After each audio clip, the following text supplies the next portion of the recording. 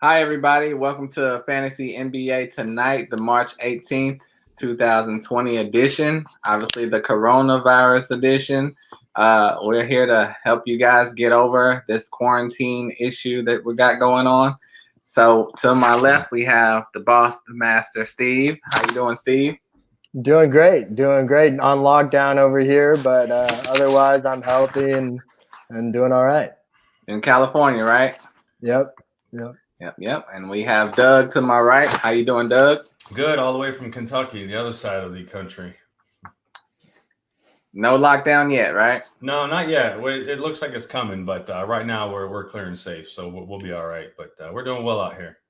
Good. I'm William Miss Bill is my Twitter. And I'm in North Carolina. Not really a lockdown here yet either, but like Doug said, it's coming. It's coming. And it's a lot going on the last few days, last few weeks. It's been a crazy situation in the NBA. We got 3 named players that have the coronavirus. The latest was Kevin Durant. Obviously, it started with Rudy Gobert, Donovan Mitchell, and 3 other Brooklyn Nets have it, and Christian Wood, can't forget him. So obviously it's spreading, and we won't know more until all the players are named and tested. And we have Brent joining us down in the bottom left corner. How you doing, Brent? Just please let Christian Wood be okay. I traded for him in my Dynasty League for basically peanuts, and he is going to carry me for the next 10 years. So please be safe. You're going to carry you on Detroit or on New York? Sounds like New York wants him. That'd be a good spot. That would be a good spot. Yeah, so we're just keeping everybody up to date on what's going on, the happenings in the league. Brent. Well, let's talk about it. The last podcast didn't go through, so let's go over how you feel about the scenarios in the league. A lot of players and fantasy players are having questions on what should they do with their season. Should they just end it now, payouts? Go through with it, go with the playoffs. What do you suggest for players as the best option? Yeah, I mean, I think right now, I'm actually right at the top of most of my leagues, which, I think probably most of us are. That's why we're obviously way in fantasy basketball. That's why we do these podcasts for you guys and love to talk about it. So I'd hate to see it just end, even if they're going to pay out the top spots. I think the best thing to do, and most of the commissioners and leagues, they're just kind of suspending all moves right now, just locking it in so people can't run out and pick up all the injured guys, maybe while someone else isn't paying attention, thinking everything's on hold. So I'd say just kind of put everything on hold. We'll wait and see. The good thing is that there's not that many games left for them to play, so they can squeeze them in pretty quickly with back-to-backs and adjusting the schedule a little bit. So it'll be a very interesting fantasy basketball head-to-head playoff schedule comes back. That could end up being pretty interesting. Not many 2-game weeks probably. Probably going to have 4 or 5 weeks possibly coming back. And I'm hopeful, and I think they will. I think they're motivated to finish the season. There's a lot of money they need to make up that they're losing right now. Even if they play with no fans, which who knows, by then we could be back to normal with the time frame they're talking, which is closer to the end of the summer. So I'd say, suspend your moves if you're the commissioner, put people on hold, but just let it wait and see, and hopefully, we'll stay optimistic and get to finish this thing out. Yeah. And what do you think about it, Doug? Well, I agree with Brent. I mean, you're not going to want to just jump to making a conclusion right now to your season, not making any decisions long term that's going to affect this season or actually into next season either. The NBA has done very well in making these slow progress steps. They haven't come out with anything. They say, hey, let's put everything on pause for 30 days and we'll reevaluate it then. I think that's the best thing to do in the league as well as the fantasy leagues. You don't want to make any long-term decisions, rash decisions now. It's a wait-and-see approach at this point, and I think that's the best thing to do. Like Brent said, I am at the top of my league as well, and I'm not in a rush to get paid out. Just let it ride out and see how this whole thing goes. Are we coming back with 5 weeks or 5 games before we go into the playoffs? If so, that's going to affect the NBA playoffs as well as it's going to affect the fantasy playoffs. So it's hard to, like Brent said, to have a head-to-head fantasy playoff whenever it's 5 games of regular season. So there's a long-term effects that are happening here, and it's just no sense of rushing into anything. Yep. And what do you think, Steve? You agree with the guys, or you got some other master plan? No, I completely agree with you guys. I think the season, until we get word what's going to happen with the NBA 2019-2020 season, as a fantasy commissioner, you have to just put your season on hold, suspend your season, just like the NBA suspended their season. We're getting news. You get news every hour practically with what's going on. So, you got to just sit and wait. You guys hit the nail on the head there. I'm completely in agreement. Mm-hmm. Yeah. It's really unfortunate, but all we can do is hope and pray that the season is not canceled, because I've heard talks about that too. Just wait till next year. Please, please, please don't let that happen. I mean, I've even heard they could just end the season and just crown a champion. No, that can't happen. Mm-hmm. So hopefully, once all the players are tested, then we can go from there, and we'll be able to see what goes from there. So on another note with the season, if we had to give out some season awards for players, let's talk about those. Let's start with, who do you think was the rookie of the year this year? We'll start with you, Steven. I got to go with Ja Morant. You're talking reality basketball, right? Yeah. Yeah. And Ja Morant for sure, rookie of the year. Zion was excellent. I don't even know the next guy in consideration. Is hard for me to even come up with. I mean, Kendrick Nunn had a really nice year in Miami. Brandon Clark was pretty decent. Rui Hachimura, but they both dealt with injuries. I would say Ja Morant ran away with it. All right. What about you, Brent? Yeah, I mean, I think, obviously, if Zion had the way he was going, if he had more games under his belt, I think he would have run away with it, even with how good Ja has been. I mean, Zion's just been unbelievable. I mean, all those games over 20 points. You look at the names that he's up there with to start a career. They're just, they're Hall of Fame, all-time great players that he's in the company of at this stage in his career. But Ja, Ja's the real deal. He's been playing great all year. He has the Grizzlies, playoff bound, hopefully. I think he's the way to go. As far as after those two, I'm with Steven. Like, it's pretty hard to pick. Just as a Warriors fan, I'd love to see Eric Paschall, right up there with the hot start that he got, and it's pretty exciting to see them get a second round steal like that. But Kendrick Nunn, he's obviously been, one of the steals of the fantasy. If we get into like waiver wire steals of the year, Kendrick Nunn's certainly going to be one of those guys. So, it's the NBA's in great hands. There's some amazing young players, and they all seem like pretty good people too. So, but definitely Ja from over here. You agree, Doug? Well, I mean, it depends on if you're looking at Ben Simmons being a rookie again this year, right? Because he's been a rookie the last 2 years, right? So, no, right. But yeah, it's like the guys say, it's obvious. Ja Morant. I do think that if Zion Williamson would have been healthy the entire year and didn't have that delay in his start, he'd definitely be giving Ja a run for his money. But at the same time, I mean, you look at, like Brent said, hopefully Memphis, playoff bound, and being the starting point guard for that team. And the point guard is really what leads that team in. And as a rookie coming in, he's done phenomenal ever since the NCAA tournament and then the draft and summer league going into the season. He's been the top notch rookie for sure.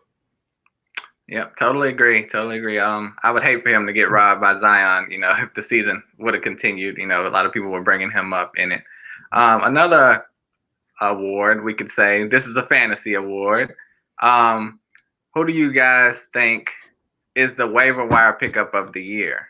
Because that was a huge thing in fantasy, always Easy is, money. and this Easy could help money. you.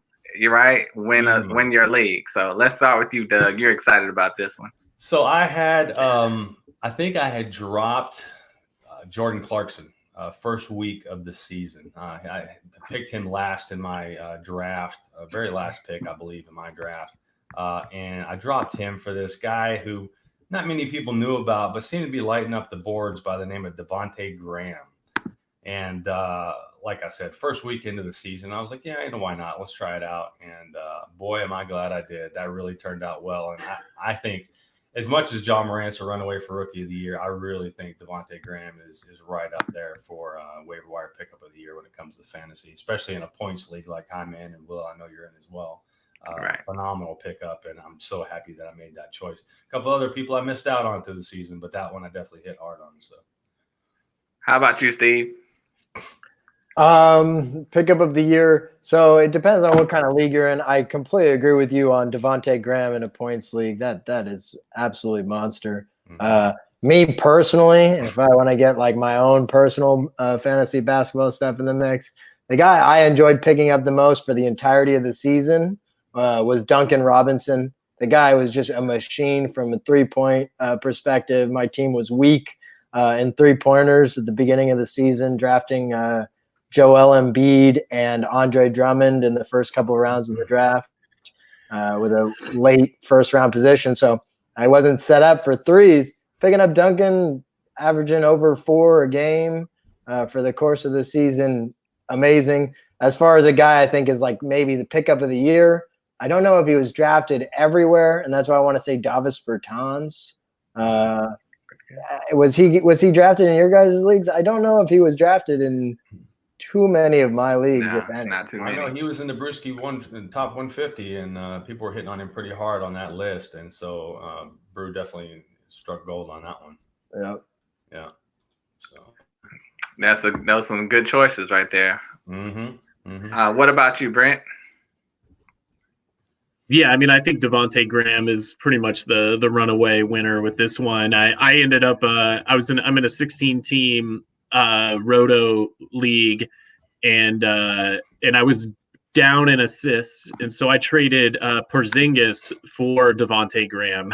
So wow. if I was traded a guy like Porzingis, and I wire to wire destroying that league too.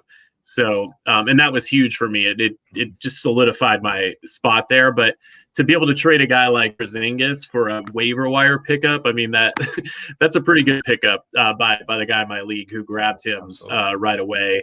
I think some runners up, obviously, in dynasty leagues, Kendrick Nunn, Eric Paschall were big pickups. I think Duncan Robinson, Bertans, another guy who didn't go drafted in a lot of leagues too, that bounced back in a big way is Will Barton. He's a guy I've always liked, and just it just shows that hip injury, that core injury, whatever it was last year, was really bothering him. Because the season before that, I think he was putting up top 50, top 40 numbers, and he bounced back in a big way this year, even on a loaded Nuggets team. He still was able to shine, and they had some injuries which helped him out too, but he's been consistent all year long and has managed to stay healthy for the most part. So I think he's definitely right up there in the runner-up category because he got ignored in a lot of leagues because of how he was last year. Mm-hmm. Absolutely. Yep. Great names there. I like to throw in Derrick Rose. He had an amazing season. If he wouldn't have had those injuries, I think, he would have been even higher on that list. But I was happy for him. Improved player yet? Hold on, Will. Right? Think he'll be on that list? That could be. And, Steven, you had mentioned Duncan Robinson. You got to remember too, this year he set a Heat franchise record for the most 3-pointers made in the season. So looking for threes, you definitely did a good job on that one for sure, scooping that up. Yeah, I'm pretty sure he was on pace to do something that only Steph Curry did in a full 82-game season, which was hit over 40-something% from threes, 3-point range. I don't know if it was 45, but it was in the higher 40s and hit over 300 over the course of a season. Phenomenal. Lighting it up.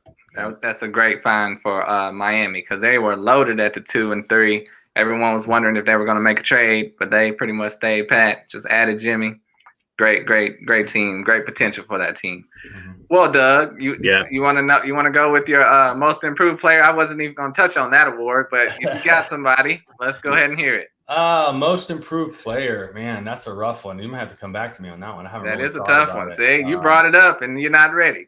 Well, I've been saying because you got to look at Derrick Rose because everybody thought he was at the tail end of his career, and man, he really stepped up in a big way whenever Reggie Jackson went down, and really, I think that Detroit did a really good job with keeping him this year.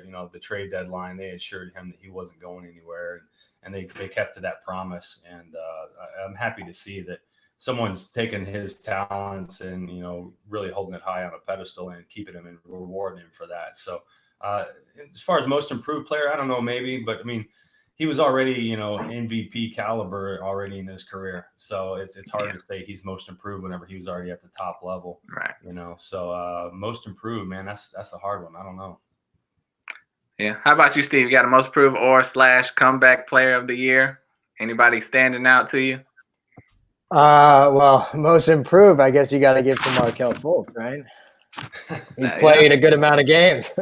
Yeah. No, right. If I was to go most improved player, I don't know how many games he ended up playing due to injury, but Norman Powell was much better this year than he's ever been with an expanded role.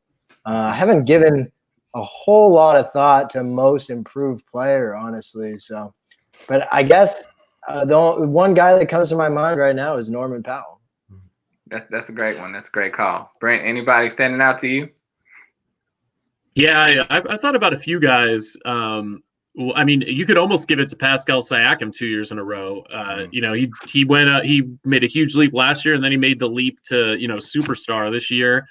Another guy who you could give it to made a leap to superstar is Jason Tatum. Going from to where he was to now. I mean, he's been playing amazing. The first guy I thought of, though, when we talked about, other than Devonte Graham, talk about an improvement. But it was Bam Adebayo.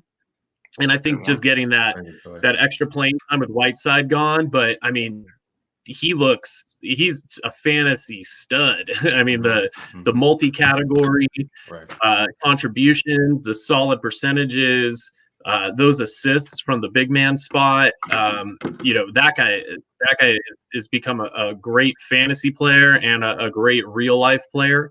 And I think he's only going to get better too. But he's just one of those guys who just needed that time, and the Heat obviously recognized what they had there. Letting go Whiteside, who, obviously Whiteside has been amazing too this year. But Bam adds those elements that Whiteside just doesn't have, along with seeming like more of a level-headed, maybe smarter type of player too. So yeah, I'd give it to Bam. That's a good one. But mine is better than all of you guys. I'm gonna go with Brandon Ingram had a breakout season this year too, so I was really happy with him. He winning a lot of people their league. Hopefully he'll keep it up next year with Zion. They split it. He dropped off a tiny bit when Zion came on, but I loved his progression. He needed to get out of LA. That might be what Kuzma needs, and he'll blossom next year. Who knows? But last but not least, let's go into your fantasy MVP. Obviously, we're not going to go up just of the league because that's obviously Harden or, Anthony Davis. So how about who was the MVP for your team, or a guy that stood out to you the most as the best player other than the obvious ones? Let's start with you, Brent. Oh, man, I was afraid you were going to start with me. Man, just stick with your team. Yeah, I was thinking. I've already mentioned kind of a couple of guys. I'd say Bam Adebayo has been my MVP. And I think a guy who probably would have been if he had stayed healthy was Jonathan Isaac. He in the defense that he brings to a team, once he gets his injuries in check for one, and then his scoring comes up a little bit, he's going to be a stud. But yeah, I'd have to go with Bam Adebayo as my MVP for sure. What about you, Steven? Yeah, there should be another category where it's like, your tragic hero of your team who you're rooting for the whole season, and then they get hurt, 3-4 months into the season. Because Jonathan Isaac would be that for me 100% this year. That guy, I was so disappointed to see him get hurt. MVP, I'm in quite a few leagues, but there's one league where I was able to pull off a Drummond for Jokic trade. And now my team is named Poker with the Joker, which I like the name of that team. So I'll rep it here on this stream. So I got to go with Nikola Jokic for my team, but it would have been Jonathan Isaac 100%. I am very high on him going into next season. I completely agree with you, Brent. You don't even need him to increase his scoring, right? You just want him to have good efficiency. And if he brings the defensive stats like he did this season, he's a top 2-round pick for sure. He's a second-round talent. Yeah. So Jonathan Isaac would have been, but I have to go with Jokic. Yeah, and early in the year, that would have looked like a bad trade, trading Jokic for Drummond, because Drummond, especially the first 2-3 weeks, he was amazing. Yes, but yeah, that worked out for you. What do you think, Doug? MVP of your team, or guy that stood out to you the most? So I had the 7th pick in my draft, and I am in a points league, head-to-head points league. And at the 7th pick, I was really hoping this guy would fall down to me because I'm a huge fan in real life and then also for his fantasy game. And that's LeBron James. He is on my team. He was my 7th pick. And in a points league, he is actually 3rd right now with 44.88 fan points average per game. He's averaging darn near a triple-double, 25.7 points, 7.9 rebounds, and 10.6 assists. He's at a point in his career where he's leading the league in assists right now, But when it comes to the fantasy game, he's right there. And I knew he was going to have a strong season coming back after some downtime. I had him on my team last year. I was number 1 on the regular season for my league. And then he got hurt at the end of last year, with the groin injury, went down. And then I ended up taking, I think, 3rd in my league at the end of that, But this year, after having some time off, I knew he was going to be strong. So I picked him at number 7. Like I said, he's 3rd in points league right now. So I would definitely say he's my MVP. He's my MVP in real NBA and in fantasy NBA. And I have to say, he only missed 3 games this season. That's right. That's crazy. Yeah, like you said, at his age, it's unbelievable. Yeah, and then he's getting more rest now. So we'll see whenever they come back for the postseason. Yeah, and that's another thing. We take it for, I think. Yeah, that's another thing with the coronavirus. Unfortunately, stopped his run because I think he was just laser focused to go straight to win the championship. I mean, he was just playing some of the best ball of his career. So yeah, that's a great choice. For me, I mean, I would have to choose Trae Young. I mean, I had him on my team. I loved every minute of having him on my team. Amazing player with the threes, assists, points. I mean, he just had a breakout season. Like, I drafted him where I did because I see the Steph Curry potential in him, and he definitely brought it out this year. Even when he got banged up, hurt his ankle. Oh no, is it gonna be like Steph? No, he comes back 2 or 3 games later, happens again, out 1 game here. He didn't miss a lot of games even though he got banged up, and he was just one of the best fantasy players of the year and exciting to watch. So I loved having him on my team. Are you in a keeper league or a dynasty league at all? No, redraft. Okay. Because in a keeper league or a dynasty league, he's got to be up there for one of the better picks for a dynasty and keeper league. Definitely, and that's a good transition to the next point. Keeper and dynasty and redraft. Doug, so you can go on to what type of league are you in? What do you prefer? I am in a points league head-to-head. Like I said, it's a league. If you're not familiar with points leagues versus roto category leagues, I really feel that points leagues are a good way to break into fantasy basketball. It's a lot like a lot of people play football fantasy. It's a lot like a points league situation. And it's one of those ones where you don't have to soak a lot of your time into it. You can see right then and there what people are going to give you when it comes to the points. Your points are tallied right there on Yahoo or ESPN or whatever fantasy you want to use. So I think that's a good way for people to break into the league. I've been in that league now for about 4 or 5 years. Will, I think you and I were talking before we still went live that it's time to move on a little bit more to some category leagues. The downfall when you got points leagues is people like to hold on to their players. They don't really like to trade. It's hard when you got a category fantasy league. You've got, hey, I need threes and you need blocks. Well, I got plenty of blocks. You can kind of facilitate a trade a little better. When it comes to points leagues, people like to hold on and play off the waiver wire more than the trade. Yeah. So I think I'm ready to move on to the categories. I like a keeper league. It's one of those ones where I like to watch a team grow. One of the reasons why I like the Lakers, a few years back, is you got to see the younger guys grow and grow together and get better. And I like that.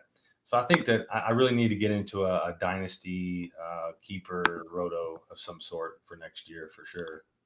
Totally agree. It's way more intricate, way more professional, How do you feel about it, Steve? With your dynasty, keeper, redraft, roto, category, all that. Yeah, I mean, I'm a big 9-cat head-to-head fan. That's how I started playing fantasy basketball.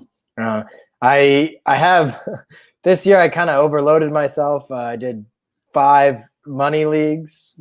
None of them for major amounts, $50 being the most in any one of them. But I did 1 points league for the first time, just trying it out. I'm going to try and do one again next year because I think I actually got messed up from the 9-cat experience in a points league format since I was so used to that. I like the 9-cat over the 8-cat myself because I value turnovers from a real basketball perspective. 9-cat head-to-head is just, I would say, the most fun format for a true NBA fan because you can find players that have value like Duncan Robinson, who in a points league, I mean, he's fringe at best in a 12-team format. Right. Would you even say that he's rosterable in a 12-team format, Doug? Yes. Sometimes. I would. I mean, he's at a 19.16 fan points on average. Whenever you're talking about rosterable players on a points league, you're talking 20 to 25 being your lowest average points per game. So, yeah, he's right on the fringe of that.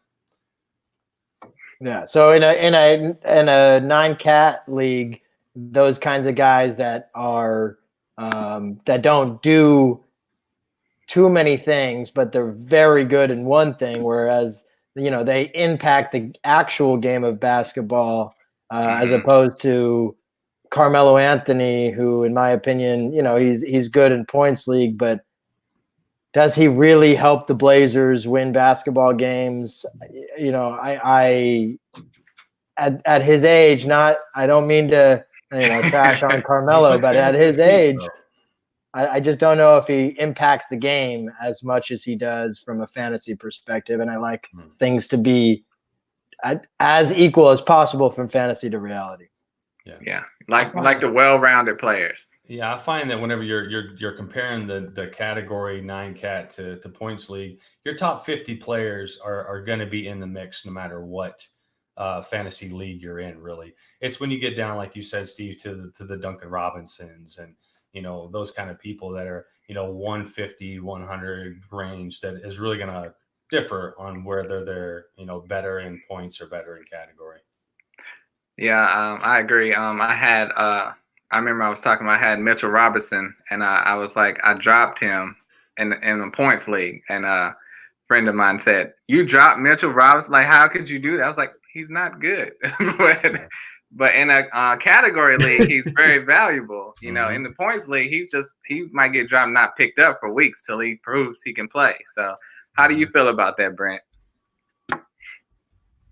Yeah, I'm a big fan of dynasty leagues. I just started getting into those a couple of years ago, and now I'm in a 30-team dynasty league, wow. which has been really fun. We did an auction draft, and I was really happy with my team. It was pretty interesting to see the different strategies in a 30-team league. Some guys went all out and got 2 superstars, and then a bunch of nobodies, and it's really the depth of the teams that drafted all. But I love the idea of keeping my players and watching them grow. And we're going to do a rookie draft the summer, where we get to, keep guys in the minor leagues, or in the RG league, I guess. And we can let them sit there and get better and then bring them up. And I don't know, the dynasty, I don't know, it's just much more exciting for me. I'm in one 16 team rotisserie redraft, which is a lot of fun, but I find myself checking the dynasty, which are 9-cat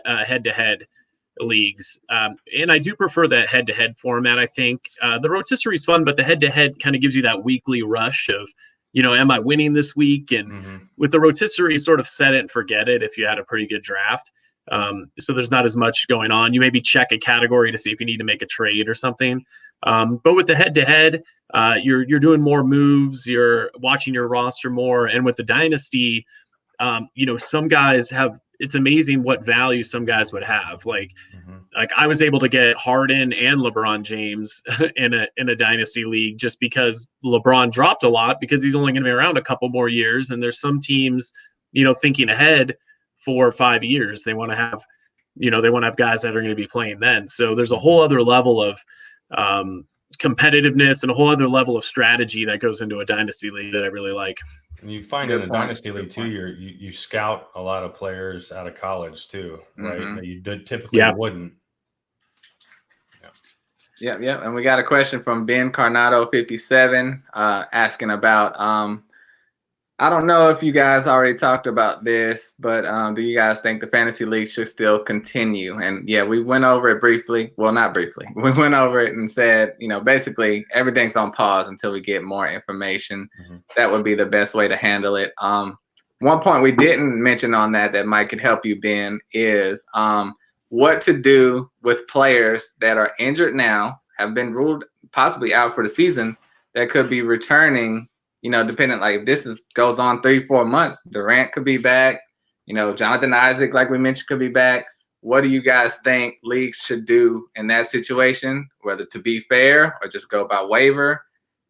Every man for himself. What do you think, Brent? I have a rules question. Well, I have a rules question. So if they got an injured player exception, like with Isaac, is he even allowed back if it's still considered this season? So typically no. However, in a situation like this where this is unprecedented, we've never had this kind of situation before. I think the league is going to try to be as fair as possible. And Will, whenever you talked about that, first person that jumped into my mind was Kevin Durant. Yeah. And I think that the Nets have already shot that down. They already say he's not going to be playing. But Brent, I think that rule standpoint, I think once you get a player exception, then they're pretty much done for the year, if I'm not mistaken. That's what I thought. I think that, March 1st, if a player is not on a team by March 1st, they're not eligible to play in the playoffs. And that's in the real NBA. I think that should be the same case, that they should carry that forward as well. If a player hadn't even played a game before March 1st, they certainly would not be allowed to be playing during the playoffs. I think that would only be fair for the NBA to do. And obviously, when it comes to our side of things, the fantasy teams, I think that's only fair for a commissioner to set those rules in. What do you think, Steve? Wait, I'm sorry, I misunderstood. What did you think the rule should be for these injured players coming back? Well, I think that whenever, if they haven't even played a game, like Kevin Durant, if they hadn't played a game by March 1st. Let's take the Carnado. Ben Carnado makes a good point. Let's take Kelly Oubre or Ben Simmons. So they've been on the team, they've been playing, and now they're going to be back by the time, let's say, the league resumes in the end of June. Just speculating, July or something. Pick them up. But how do you? What's the right way of doing it? Let's say you're the commissioner. What's the right way of? That's the. Yeah, because they probably were dropped. That's why I think. Well, that's what I was thinking during this hiatus. You suspend moves, so you don't allow people to go in and tinker during this whatever. Well, some people aren't paying attention, or they're taking care of their family, or something like that. You just suspend the moves, and then you give everyone in the league a heads up, like when everything's about to start up again. Say, hey, on this day, I'm going to reactivate the waiver wire, just as a heads on your message board or email group or whatever you guys do, Slack. And then that's it. And then anybody can go and start over just like it's back live again. That'd be my opinion. As a commissioner, I think the best thing, in my opinion, would be, okay, so Ben Simmons was dropped. Well, before, as a commissioner, you open up the waiver wire again. You go to that team that dropped Ben Simmons and give them first choice. And now they can't just pick anybody to give up back on the waiver wire. It's got to be the same player they picked up when they dropped Ben Simmons. I think that's a fair way to do it. And then once you've gone through those kind of top names of injured players that people want to pick back up, then yeah, you're right. You can say, hey, this date effective at noon or whatever, I'm going to open up the waiver wire again. That's fair. Yeah, that's fair. Mm-hmm. That's a Go great ahead, Steve. suggestion. That's a great suggestion. I like that a lot. I was thinking you almost could do like a draft, like an auction again was what was going through my mind, or you suspend them altogether from fantasy. But your idea is way better than either of those. Now, a situation like my league where someone dropped Kelly Oubre and I picked him up. I picked him up right at the time that the league was suspending everything. So what do you do at that point? Do you take him off my team? I think if any drops were made before the commissioner locked the league, the NBA commissioner, Adam Silver, before he said, hey, things are postponed. If any pickups before that, I think those should stay. It should go through. If it's after that date and time that he said, hey, everything's suspended for 30 days, I think that, yeah, go ahead, go into my team, pluck him off my team. That's just, unfair if, you didn't allow the NBA fantasy commissioner to go in and lock the waiver wire before a pickup was made. Yeah. Another guy like that would be like Marvin Bagley, who a lot of people dropped, and it wasn't like a Ben Simmons, like, hey, there's almost no games left, I better drop him. Mm-hmm. It was people saw there was weeks left, and he's probably not going to play. So yeah, I think he'd fall in that category. Mm-hmm. So you picked up Oubre before you knew of the NBA season ending? I don't know the exact time, but I can tell you I picked up Oubre, and it was about the time when they said, hey, everything's postponed. And I think, though, that he was dropped after they suspended the season, and so I picked him up after he was dropped. He was dropped after the season was suspended. So that's kind of another odd question. That what do you do at that point? Yeah, so it's a little tricky. I think that's why Adam Silver had said. Go ahead, Brent. I was going to say Adam Silver had said post, and then Doug picked him up, and then he said pwned, and then so he got it in before. Yeah, that's what it sounds like. But yeah, a lot of people are having those type of issues, and that's why they're like, should we just do a payout now and not wait? Because no one can come up with a great idea as to what to do with the injured players. All the dilemmas, the games. Like a lot of people were in the middle of a playoff week when the season was postponed. So like, if someone had a big league, now that week's gonna start over. So it's a lot of issues. Like, yeah, Steve knows what I'm talking about. And Steve, is that the league that you're a commissioner in? Was that? No, I actually am not the commissioner of any leagues. To be honest, I don't like that responsibility. I don't envy anyone to have that responsibility of being the commissioner, and I praise everyone who is a commissioner of their leagues. Mm-hmm. Especially I just like to give my advice to a commissioner. There you go. Yeah. So you were in a playoff week whenever this whole thing went down. Has your league talked about what they're going to do? What have they talked about? Yeah, actually, somebody messaged our group today talking about basically paying out it's a 12-team 9-cat head-to-head, and only 4 teams make the playoffs, which is pretty intense. Yeah. So the playoffs are 2 weeks each, and we were in the first week of them. So one of the guys, he suggested we pay out the 4 owners, and then the guy who's in first place, and he's got probably a better team. He was like, no, we gotta wait. So it's up in the air still. My opinion is to wait. My hypothesis of fantasy basketball finishing out a normal season, that is up in the air. That I'm really concerned about, and it really makes me sad to think about.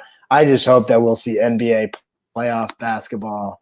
But yeah, that's the situation my league is in, and I agree with waiting until we get more news, because news drops every hour. So the options are, if the season does come back and they play a short 10-game or 5-game regular season before the playoffs to get all the players spun back up. Do you guys think that, well, that's obviously too short for a playoff in the fantasy realm if you have a head-to-head playoff season like that? So at that point, do they make the decision to pay out or give everyone their money back, or how would that work, do you think? What's your guys' opinion? I think it depends on your league. So I know in my 30-team league, we have divisions, so we could pay out we've already talked about paying out the division winners, and then maybe paying out like the guy who is in first place of the whole thing. And then in my 16-team league, we looked at we're actually in the semifinals, so we talked about just paying the top 4 teams and maybe giving who had the best regular season record of the final 4 teams the higher payout. And then in my redraft 16 team, I've led wire to wire, so they better pay me that winners. We hadn't really talked about it yet, but yeah. Well, but is that a roto league? Is that a roto league? It's a roto league, yeah. So, but you have a games cap? Oh, yeah. So, but how? See that adds a wrinkle, right? Because yes, are you way above the games cap? I'm under games on all of them. But like from your opponents. Oh yeah. I don't know. Too much math. Yeah, that adds a wrinkle to roto leagues right there. It's so many layers involving this season. I mean, I think it's going to have to be delayed, and they're going to have to play all the games, I believe, because you in real life basketball, you have like Memphis, Phoenix, all those teams. Those spots are not locked, so you can't just cut games, eliminate games, and say you got 5 games. Here you go. I mean, you got to play the games eventually, I would think, but what do I know? So, right. So it's not much else we can say about this year. Let's talking about next year. We have a question on the forum that takes us into next year. From my very own Steve, which post-hype players do you think will be undervalued the most for next season, including but not limited to, Kyrie Irving, Karl Anthony Towns, Steph Curry, Drew Holiday, Luka Doncic. It's a lot of names here. Bear with me. Myles Turner, Jaren Jackson Jr., Draymond, Brogdon, Oladipo, Marketing, Wendell Carter Jr., Julius Randle, Otto Porter, Josh Richardson, Miles Bridges, DeAnthony Melton. Any of those names stand out to you? And I can repeat them if you need. Let's start with Steven since it's his question. And sorry. Let me. I could divide it into categories, make it a little bit more digestible. So here are some of the guys that I put. These are I would say, maybe Draymond Green doesn't belong on there anymore, but here are some guys that have performed as top few round values. Brogdon earlier in the season. You got the 3 juggernauts at the top there. So out of these guys, which one of them post-hype, meaning which one of these guys will have the lowest ADP going into next season, who end up outperforming it, right? They outperform wherever they get drafted. I think Kyrie Irving has a chance. If he's able to stay healthy, get Kevin Durant back, obviously he's still going to get drafted in the first 2 rounds. But I could see him slipping towards the end of that second round due to what happened the last 2 seasons. Yeah, right. So I would have to say Kyrie on that list. I also think Draymond Green has a chance of being somewhat of a post-hype guy, depending on where he gets drafted, obviously. But based off this season, I don't think he's going to be very highly drafted next year. So I would put Draymond, and the 2 guys on Indiana, I would go with Oladipo, depending on it all depends on where they get drafted, what their ADP is, but Oladipo would be a guy that I think can outperform his value if he gets drafted,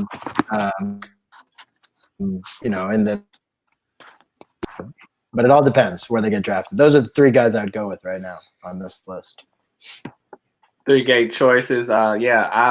Like like you mentioned, Kyrie, I would be scared to touch him. So someone's going to take that risk, and they're going to get either rewarded or they're going to hate themselves next year. So what do you think, Brent? It's a lot of guys on this list, a lot of great choices. Yeah, I think I avoid Kyrie every year just for a bunch of reasons, but he is just too injury prone at this point. I think I agree big time on the Oladipo. I think he has a chance at like like a Will Barton type bounce back. But even Will Barton was never like a top 2 round talent like Oladipo was, but I think Oladipo has a big chance once he gets some games under his belt. Well, I guess it won't be like a whole regular off season at this point, but just more time to get healthy and get back to form. More time playing with Brogdon to see how that goes. I still think Brogdon being there does hurt his value a little bit. What I'm really excited about next year, Steph Curry, I think he gets back to top 5 form. Is Jaren Jackson Jr. though, playing with Ja Morant. He's taken a step forward every year at this point, and I still think he's got some things in his game that he can work out and get better at. And I think he has the ability to take that next step. So I think Jaren Jackson Jr. could really outperform his ADP, although he still has that pretty good name value. So, his ADP may not drop as much as I would hope it would for me to consider it a good value. But he's someone I have my eye on. And I think Draymond Green definitely is going to outperform. I traded for him in the Dynasty League that I'm in. And I think I got a pretty good value for him. Just because I think next year he's gonna bounce back with all the shooters back around him. Mm-hmm. All right, what do you think, Doug? I hate to sound like a broken record, but yeah, Oladipo. We haven't even seen what he can do this year. I mean, he was just now getting kind of spun back up before everything kind of hit, and now he's getting some extra time to rest, recover, kind of refocus. So, I think Oladipo. He's not going to have the timing enough to demonstrate everything he could be this year with the way that this rest of the season is going to go. So I think that Oladipo next year is going to come out ready. He knows what he's expected to do. He's willing to take the challenge and lead that team. And so I think that there's no doubt that that's going to be the guy on the top of my list out of that bunch that you have listed there for sure. Yeah, when I originally saw the list, instantly Oladipo stood out to me because he's an all-star when healthy, especially on Indiana. But Brent made a good point with Brogdon. How will they mix? Will he lose a little bit of that all-star steam? But as a sleeper on this list, I would go with Josh Richardson because I'm not sure, depending on how this rest of the season goes, I'm not sure if he'll be back in Philadelphia. They might want to upgrade that position. And if he goes to a team not so stacked and centered on the 2 other superstars, like he was playing in Miami, he's very valuable. So if he goes to another team like that, he's a guy to keep an eye on. Same thing for Myles Turner. Myles Turner is a beast if he's the only guy in the paint. He cannot dominate with Sabonis there. I mean, it's good for a real life NBA, but for fantasy, it hurts Myles Turner. And I think he could be so much more. So all these guys on the list probably will have great value as long as they're not injured, but especially look out for guys that could be traded. And I'm sure if this NBA offseason, anything like the NFL, look out. Everyone may be on a different team. I have a question for you guys. Can I ask a question to you guys? Go ahead. So I saw a way too early mock draft for next season, and it had Luka Doncic going like I think he was drafted like 10th or something like that, or 11th. Where do you guys see Luka going in drafts next year? We'll say 9-cat redraft. Where do you see Luka going? And he was ranked number 24 this year. So go ahead, Doug. What do you think about that? I think in a points league, because that's what I'm used to and that's what I'm into right now. Go ahead. We got points players out there. So go ahead. No, right. On a points league, let's see, I can see where he's at right now. 44.21 points per game. I mean, that's top 4 right there in the points league category. I was going to say before I even looked at that, I was going to say top 5. and that's right in the wheelhouse there at 4. His preseason ranking for points league was 20, and he's managed to get up to a 4 on the current. So I think that top 5. I think that your way too early draft thing that you're talking about, drafting him at 10. It's not a bad thing because he did move up from 20, like Will said, but I think he's going to be much higher than 10, especially in my league. What do you think, Steve? So I guess I had him completely pegged wrong on the post-high players, which maybe I had a few of these guys pegged wrong on there. But one thing, if he's going 9th or 10th, I unfortunately will have to stay away from him. He started in a category league, in a 9-cat head-to-head. In a points league, I would draft Luka Doncic every day of the week and twice on Sundays. Yeah, but in a head-to-head league, I think he's second round. Like until he proves to me that he can consistently produce first-round value for a whole season, and he's had a little bit of trouble with those ankles. He's not glass ankle Curry yet, but a few more ankle injuries and he could reach that level of where Steph was before he was able to get it all figured out. So where do I see him going? I could see him going towards the end of the first round by the time draft season starts, but I don't think I will draft him at the end of the first round. Can I get in the league with you? Well, in a 9-cat head-to-head league. Yeah. Right. Yeah. It's slightly different in categories. Like I said, he was ranked 24 this year. That's with a couple injuries.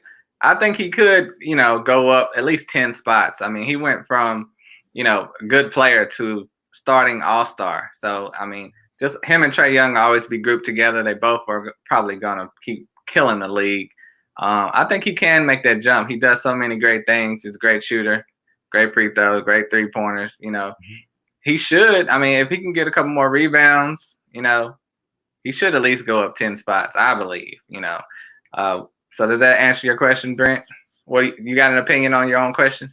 Yeah, I mean, personally, I would have him. I was thinking top 5, top 6, and so it's kind of interesting the range here of our opinions on this one guy. And that's what's the fun about these leagues is that 4 guys who've probably done well in their basketball leagues could rank one guy so differently. But I guess we'll see. But I love watching him play, and that's a big part when I draft a basketball team is do I want to watch this guy play all year and root for him, and that knocks him up a couple spots for me. Yeah, I can see that. You definitely, the good thing about fantasy is it gets you watching more teams than you typically would anyway. Everyone has their one favorite team, but fantasy basketball really does that. It opens up your eyes to the whole world of the NBA and allows you to watch a bunch of different teams. And if you don't like the player you draft, you're just not going to watch him. It's one of the reasons why I don't draft anybody from San Antonio. So. Yeah. And I usually don't. Go ahead, Steve. To be fair, Luka Doncic, I'm looking online right now on this website here, and for the first 3 months of the season until the end of December, Doncic was producing 8th. He was 8th overall on a totals value in that span. So that's right where he's getting drafted is where he produced at the beginning of the season. So he's fallen off hard, even from a per game value. Even if you eliminate the games that he's missed, he's fallen from 8th to 24th. It's still amazing, and there's definitely a chance that he can produce that top 8 value for an entire season now. Did he fall off because Porzingis came back? When did I think teams game planned? Yeah. When did Porzingis was back at the beginning of the year, wasn't he? Yeah. Was he? Okay. Yeah. So he's played most of the year. I think teams just started pushing him around a lot. They even had the coach and Cuban. They were complaining about the refs not letting teams kind of get physical with Luka. And he's had a couple injuries that could be related to that too. But I think teams just started getting up on him and being physical with him, and that really slowed him down. Yeah, and I think he took a little drop with the injury. So, hopefully next year, if no injuries, he'll stay at that top 10, top 15 number. And speaking more about next year, for redrafting next year, you guys got any sleepers? Any guys really going to be targeting next year? Top 10 guys, top 20, top 50 that, are going to be new into the mix? Let's start with you, Steven. Well, if people are still not drafting Jonathan Isaac that high, I'm going to take him again in the second, third round. That's one guy I got my eye on. Another guy I had on this list here was Otto Porter Jr. I don't know why I'd want to do it to myself again after drafting him this year. But if he can get healthy to start a season, he has potential. I wouldn't draft him early, but if he falls really far down draft boards, I wouldn't mind taking a flyer on him if we get into like the hundreds sort of range. So that's one sleeper I have in my eye on is Otto Porter. Also, the guys on the Bulls, Wendell Carter Jr. and Lauri Markkanen, depending on where they go. It all depends on where guys go, but those two guys are guys I would have my eyes on. Wendell Carter Jr. in 75, 80 range. Markkanen a little bit later, maybe 90, 100, but maybe like right there together. I think both those guys could outperform their value. I think Markkanen will bounce back. I think it's a little tough with them, kind of like the Indiana situation with Sabonis and Turner. You got Carter and Markkanen. If it was just one of them, they'd be playing a lot better. Brent, what do you think about for next year? The potential of the players. Yeah. I mean, other than Markkanen, one name on that list I really like is Miles Bridges. I think he's going to be in a good position to take a step forward, and he's done some great things this year that's made me believe that. But I think other than Isaac, yeah. Go ahead and choose from the whole league just for next year's sleepers potential for next year's draft. Who you're going to be targeting? Don't worry about the list. Yeah. Yeah. No, I was just happened to be in front of me, but gotcha. Other than Jonathan Isaac, I think a guy who might drop a lot based on how he did this year is Mitchell Robinson. I still think he's got top 20 value, and I think he might end up being a pretty good value next year. Where this year he was like way overhyped. Like Christian Wood will probably be that guy this next year, just based upon how he's finished the season. This year, I think Christian Wood could end up being that guy like Mitchell Robinson was this year. And then Mitchell Robinson could be that guy who kind of goes back to being a little more obscure or ignored, and could be a good value next year. Yeah. You got any players on your mind for next year you're going to be targeting, Doug? Yeah, the Ball brothers, believe it or not, Lonzo Ball, people still hate on Lonzo Ball this year at the last part of this year. He's really turned it up with Zion there, just giving him that big target. You're talking about quarterback to wide receiver. You got the point guard to Zion there. It's a phenomenal thing to see. I think they got a really good chemistry.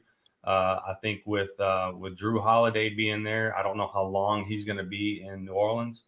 They may try to move on him and stay younger. They may use him as the kind of the veteran. So I really think Lonzo Ball is going to do really well. And then I said Ball brothers. That means his little brother's coming into the league too, right? So you got LiAngelo Ball. No, the other little brother. LiAngelo did get a OKC G League contract though, so that's interesting to watch. Yeah, but I really think that, and I've said it from the beginning, I think LaMelo Ball is going to have a better career than his big brother Lonzo. And Lonzo is going to have a great career, but I just think LaMelo is going to be better than he is. And so I think that he's going to kind of get overlooked to start the year in the drafts. But I think that if you're playing in the Dynasty League or a Keeper League, Brent, like you're playing in, I would really look at LaMelo Ball there as a quote unquote sleeper for fantasy. And again, it depends on which team he goes on, but even if he goes to the Golden State Warriors, Curry does not have a great track record of staying healthy. But you never know what can happen. They may not get the first pick of the draft or whatever pick. So I think the Ball brothers are two that definitely keep a look at for quote unquote sleepers, people moving up the draft board. Great choices, great selections. I also will throw in, a lot of the rookies that did pretty good, injured pretty good, next year, they normally always take a step up. Like PJ Washington, Kendrick Nunn, a couple guys like that. Just with more experience, even Tyler Hero. Mm-hmm. They look out for the second-year players because they'll take a jump up. And like you mentioned, the little ball brother. You got any underclassmen coming into the league next year? You got your eye on? I know this is some of you guys may not check into college too much. What do you think, Steve? You got anybody got your eye on? Yeah. Wait, I got a question real quick for you. Ja Morant next year, where do you think he's going to be going? Like, where do you think his value is from a fantasy perspective? Because he's a second-year guy. He, in a 9-cat league, he wasn't that great, but can he make like a somewhat of a Trae Young, Luka Doncic type jump and be top 50, top 70? Or I think he's most certainly could, especially if he's on everybody's mind right now with Rookie of the Year, and it's also that name recognition. You get the name recognition out there, and people have been talking about Ja Morant, how well he's been doing and how he's Rookie of the Year. He's a known player. He's not going to be one of those that kind of get overlooked. So I think especially Rookie of the Year coming back, and I don't have the exact numbers on it, but I think that Rookie of the Year getting drafted in fantasy that following year is they jump up quite a bit. So you think he'll be overvalued? I think so. Yeah, I think most likely he'll be overvalued or right at his value, for what we're looking at. But he's definitely somebody to target by all means. I mean, you got to know where you will feel comfortable selecting him. One thing for those people who may be listening are not premium members, Brewski does a great job with his, 150. He really does, and that's something that you can look at. He's got points categories on there. He's got 9-cat. He's got 8-cat. He's got different rankings in that. So if you're not a premium member next year, you definitely want to get on that, because I really think that Brew will really target where Jaws needs to go next year, and I think he'll do it well. So definitely look out for that and take advantage of that. And then real quick, That's I don't funny. mean to get on. I was going to ask. Go ahead. I was going to ask the same thing about Zion, like where you thought he would go next year. Well, it's crazy. I mean, I think he goes first round, right? Just looking at the rankings, it's you would not think Ja Morant is number 129 on the year. So I mean, that's crazy, because you think, oh, he's Rookie of the Year, amazing season. I instantly thought 50-60 range, and he's 129. So people are definitely going to be reaching for him in the 50-60 range, and I think he will step it up a lot. But you don't think he's going to get to that then? Right. So, who do you think will be more valuable next year, Brandon Clark or Ja Morant, from a fantasy perspective? Oh, I love Brandon Clark. He was on my team this year. Man, I could see a world where they're both in the 70s. What do you think, Brent? Okay. Yeah, I mean, I think Morant just needs to develop a more consistent jumper. So if he can develop that shot in the offseason, that's what's gonna take him to the next level. He has the size and the defense from the point guard position. He's obviously going to put up a bunch of assists. He grabs rebounds. If he can get his shot more consistent, then that's what's going to improve his value. But Brandon Clark is definitely going to be the more valuable fantasy player. I think he looks really good. And he puts up those valuable defensive stats and boards that are way harder to come by than guard stats. Especially if they get rid of Jonas, then Clark should explode. But right, and that's what I was going to say. It depends on what they're going to do with that court there. That front court. It's like you've got Triple J, you've got Valanciunas, you got Brandon Clark. They did get rid of some players to Miami, which kind of helped out. On that side of things. I think when it comes to me, in my opinion on it, I think Ja Morant's going to end up doing better next year and be higher than Brandon Clark. I do. There's nobody that he's fighting for that position. Well, in a points league, right? In my points league. So you've got Ja Morant right now is at about 68 rank on the points league, where actually Brandon Clark's at just over 112. So in the points league, Point guards do well because they always have the ball in their hands. They're either going to get a point or they're going to get an assist. So that's always something to look at. Who holds the ball more, who directs their team. So I really think that Ja is going to be higher on the points league side next year. Yeah, That makes sense. And 9-cat, Jai's 129, Brandon Clark is 80. So yeah, I think they'll both definitely take a jump up, especially like we said, if Jonas gets traded. You guys got any college players you're targeting coming into the league next year? Start with you, Steve. Yeah. So a guy that I don't watch a lot of college basketball. I spend too much of my time watching NBA. But my friend messaged me a guy, and I watch his highlights, and he went to Dayton. Obi Toppin, he looks phenomenal.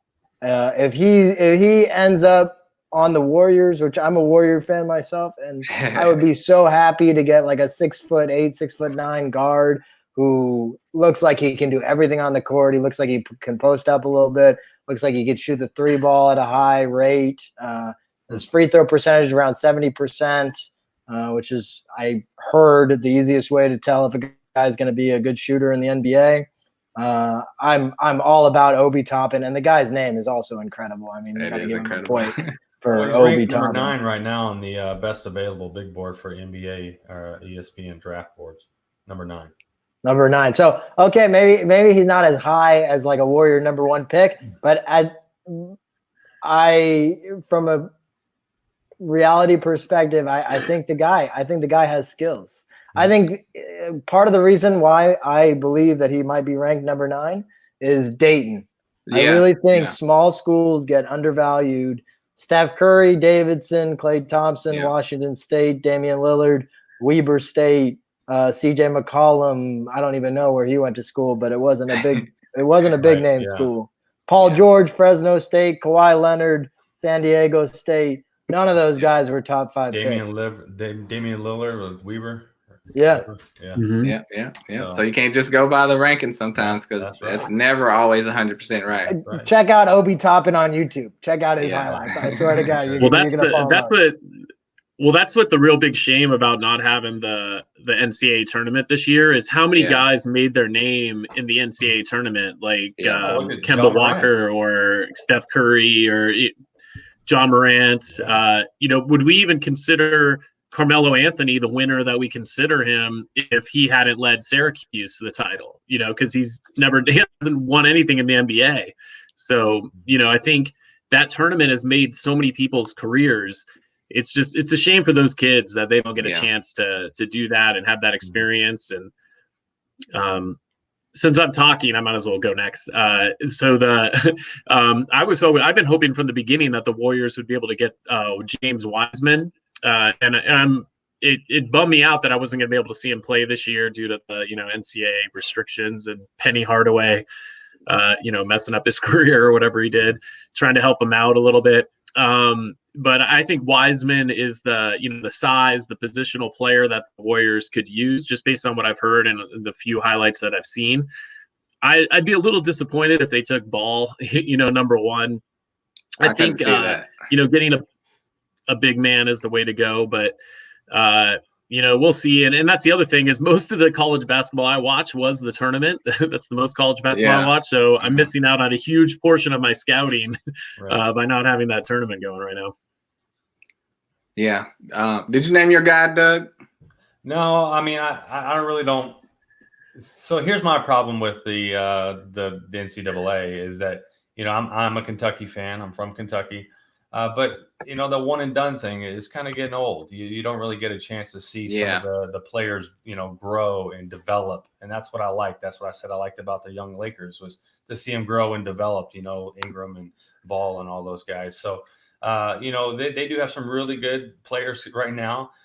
Higgins has been there a few years now, a couple of years. So, he's coming out. I think he's doing really well. You got Maxey there. You got Nick Richards. Those guys are doing great. Those guys, Richards and Higgins have been there a couple of years. So we're able to see them grow and build. So I'm interested to see what they, anytime I can get my Cats into the NBA or even the Louisville Cardinals and John Morant being Murray State, that's all Kentucky pro basketball. So I love to see it. And Brent's got to step out. Anything you want to say to the fans on your way out? No, just, be safe, stay healthy, keep your eye on Twitter for us out there, still talking hoops, and hopefully we get the season going again. All right. And thank you guys. Thanks, Brent. Also, with if I had to name a player, I'm a Tar Heel fan, so I would North be Carolina looking makes at sense. Cole Anthony. Yeah, see how he does. And Steve, I will say, no one wants the Warriors to get any more talent. Y'all have won enough. You got Andrew Wiggins. Just stay over there with that, okay? Hey, you don't want to know my master plan. You don't want to know it. Oh gosh. Yeah, go ahead, lay it on us. All right, you package the number 1 pick with Andrew Giannis. Wiggins and Eric Pascal and any guy not named Curry, Thompson, Green, or Looney, or Chris rather too. I would include him in the not you got to keep, and you go after Giannis. If Giannis is somehow unhappy and he joins the Warriors, honestly, from an NBA at large perspective, yeah, that would suck. Maybe that shouldn't happen. But from like a childhood Warrior fan, that would be the most amazing thing. Mm-hmm. But I think you're gonna be fine because Wiggins is an upgrade over Harrison Barnes. Y'all won with Harrison Barnes. You'll be okay. On Cole Anthony, I haven't watched very much North Carolina ball.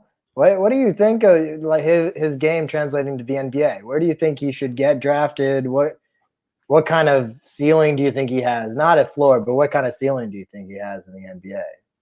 Yeah, well, it was a lot of hype. I didn't see much of him because he got hurt, but and after he got hurt, he was just playing kind of average. But I think he'll definitely probably go 5th or something like that. And I don't know. I mean, he's got the bloodlines, Greg Anthony's son, so he's got the hype. I think he just needs to train a lot during this offseason because this college season didn't do much for him.